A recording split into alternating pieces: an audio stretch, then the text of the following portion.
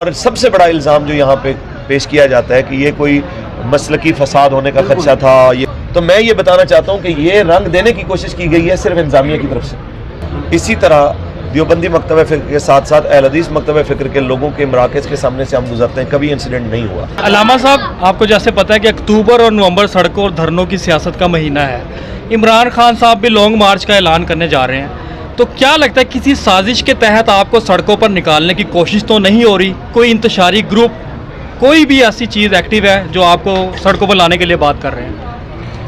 देखिए, इसका यही बात तो अमीर मोहतरम ने की है कि उन लोगों का तयन करें अगर कोई ऐसी सूरत हाल है। फिर अगर आप इसमें से निकालना चाहते हैं इमरान खान को कि भाई उसका कसूर नहीं है, कोई और है कि जो आपको लाना चाहता है, तो सवाल यह है कि उस अकल के अंधे को पता नहीं है कि भाई एक फिंसी को जानबूझ के जो है फोड़ा बनाया जा रहा है, उसको कैंसर बनाया जा रहा है, उसको किस तरह आप ट्रीट कर रहे हैं कि पाकिस्तान के अंदर इस रियासत में आप कुछ एरियाज़ को नोगो एरियाज़ बना रहे हैं। क्यों बना रहे हैं? यहाँ पे ऐसा कोई मामला नहीं है।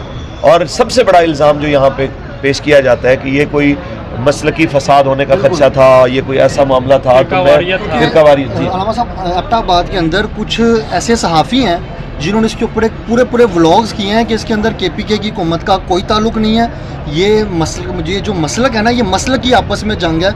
और उन्होंने ये मामला किए हैं जो KPK की पुलिस है वहाँ, वो तो आटे में दाने के बराबर थी वहाँ पे। ये तो सारा काम ही आपसी मसल की जंग की वजह से हुआ है। वो KPK की पुलिस को साइड पे कर रहे हैं। इसके बारे में आप क्या कहेंगे? आप इसके रिलेटेड और भी कुछ सवाल है तो आप ले लें, मैं इकट्ठे ही जवाब दे। सर, दूसरा सवाल ये है कि आप और अनस रिजवी साहब फ्रंट एंड पे लीड कर रहे थे, सारे मामले को देख रहे थे। क्या कारकुनान को मौके पे रोका नहीं जा सकता था कि यार आप आगे मत जाएं ताकि ये जो शहीद हुए हैं ये बच जाते हैं? क्योंकि ये सवाल बार बार लोग कर रहे हैं कि ये तो किलोमीटर्स में कहते हैं ना हमारे पास लोग 3 किलोमीटर आप तो बता ये रहे कहते हैं कि कैसे आपको नजर आ रहा था कि फ्रंट के ऊपर कोई मसला नहीं हुआ? आपको कैसे पता कि फ्रंट पे कोई मसला नहीं हुआ? और उधर पहले भी कभी इस तरह का आप लोग रैली की शक्ल में जश्न ईद मिलादुन नबी सल्लल्लाहु अलैहि वसल्लम का लेके काफिला निकले हैं, तो पहले भी कभी ऐसा हुआ या फर्स्ट टाइम ये हुआ है? अच्छा अलामा साहब, मैं भी ऐड कर दूँ, एक और मैंने क्लिप देखा, कहा जा रहा है कि उधर जाना मना था लोगों का, वहाँ पे एक इत्तेफाक राय से चीज़ ये डिसाइड की गई थी कि वहाँ पे इस तरह की जो निकाले जाएंगे। और भी कोई इस सवाल के रिलेटेड जो भी सवाल है वो इकट्ठे ही कर दें, मैं फिर इकट्ठे ही उसका जवाब दूँगा। बिस्मिल्लाह। जो आप सबके सवाल का खुलासा उससे मैं यहीं से शुरू करता हूँ कि जनाब ये मसलकी इसको रंग दिया जा रहा है कि ये मसलकी इख्तलाफ था और इस मामले में ये झगड़ा हुआ है।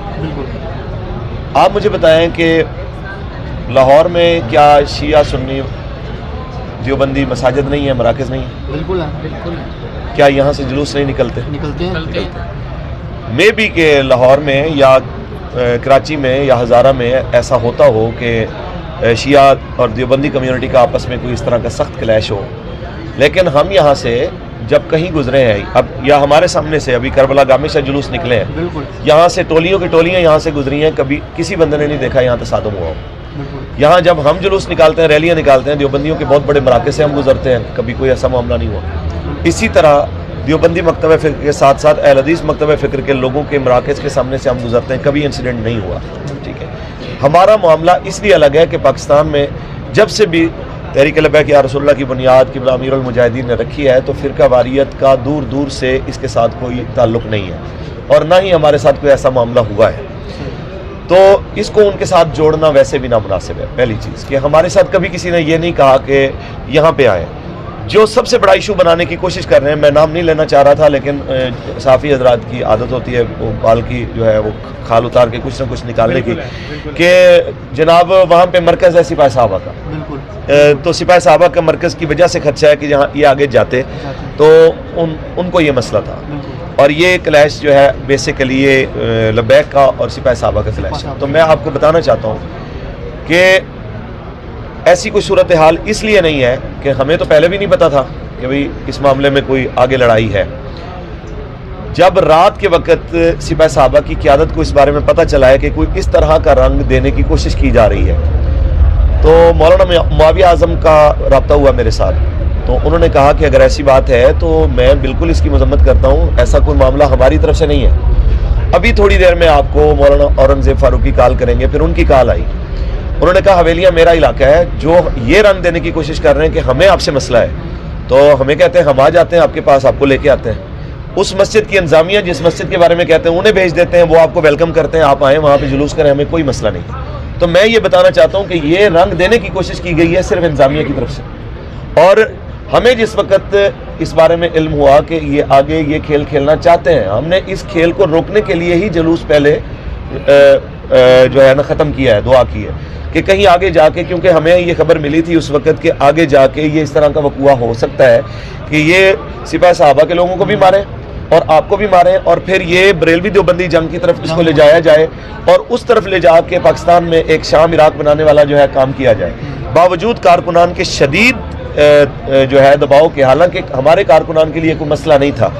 ये क्या रुकावट थी, आपने देखा वजीराबाद की रुकावटों के आगे ये कोई रुकावट तो नहीं थी, फैजाबाद की रुकावटों के आगे इसकी कोई हैसियत नहीं थी। हमारा आगे जाना कोई मसला नहीं था, ना हमें किसी का भार था, ना डीपीओ का भार, ना डीसी का, ना ही इनकी फोर्सेस का, ना रेंजर का, ना किसी का भी हमें डर नहीं है। सिर्फ मसला ये है कि जिस वक्त इसको शाम इराक बनाने की कोशिश की गई तो हमने अपने मुल्क को बचाया, और अगली बात कि फिरका वारियत की जो है जंग, उससे पाकिस्तान को बचाया है कि कहीं फिर इन्होंने बाद में क्या कहना था, ये जो मौलवी है ना, ये देखें जनाब, ये पाकिस्तान में अमन नहीं होने देते कि ये जितने भी लोग हैं पाकिस्तान की अवाम अब तमाम लिबरल जमातों से नक्को नक हो चुकी है। वो कहते हैं ये मुनाफिक लोग हैं, ये 5 साल एक बुरा होता है, 5 साल अगले जनाब वही अच्छा हो जाता है। तो इस लोटा करेसी की सियासत से बेहतर है एक बार इस्लाम आ जाए। तो इस्लाम की जो शक्ल है उसकी तरफ लोगों का माइल होना इनसे बर्दाश्त नहीं हो रहा था, इसलिए इनको आपस में मजहबी तबकात को लड़ा कर ये कोशिश की जा रही थी कि जनाब यहाँ पे खून खराबा हुआ, और फिर बाद में यही लोग कहे जनाब हम ना कहते थे कि ये लोग इस काबिल नहीं है कि इनको पाकिस्तान की मेन स्ट्रीम में नहीं आना चाहिए और इनको कलअदम किया जाए।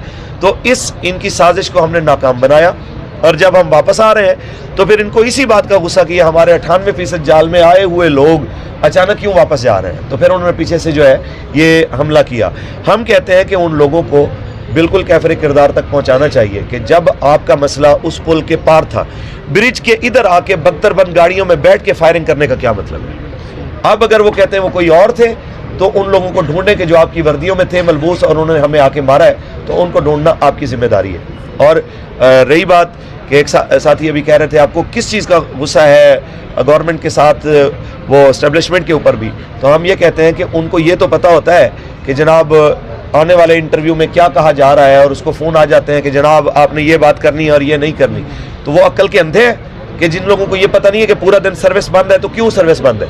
वो पाकिस्तान के अपने आप को मामे कहते हैं, तो वो बताएं ना कि जनाब आला कि उनकी आंखों के सामने पूरा दिन यहाँ पे सर्विस बंद होती रही है, आगे क्या चलता रहा है, ये सारी चीज़ों का पता है।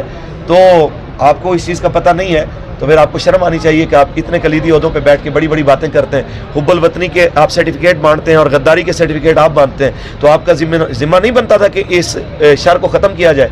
अगर इस शर की वजह डीसी है तो उस लाइन को, उस लानती को कैफरे किरदार तक पहुँचाया जाता, अगर डीपीओ है तो उस खबीस को जो है कैफरे किरदार तक पहुँचाया जाता। लेकिन जो भी है इसके अंदर हम ये कहते हैं कि जुडिशल कमीशन बनाने का हमारा मुतालबा है कि डीसी डीपीओ के ऊपर हमें एतबार नहीं है, फौरी तौर पे जुडिशल कमीशन बनाया जाए और हाई कोर्ट केपी के जो है उसको उसकी सरबराही के अंदर ये कमीशन बने और वो तयन करे उन जिम्मेदारों का। और जो हमारे शहदा की FIR नहीं होने दी जा रही और उसके शहदा की पोस्टमार्टम तक नहीं होने दिए जा रहे, तो इसके दरमियान जो भी रुकावटें हैं उसको दूर किया जाए।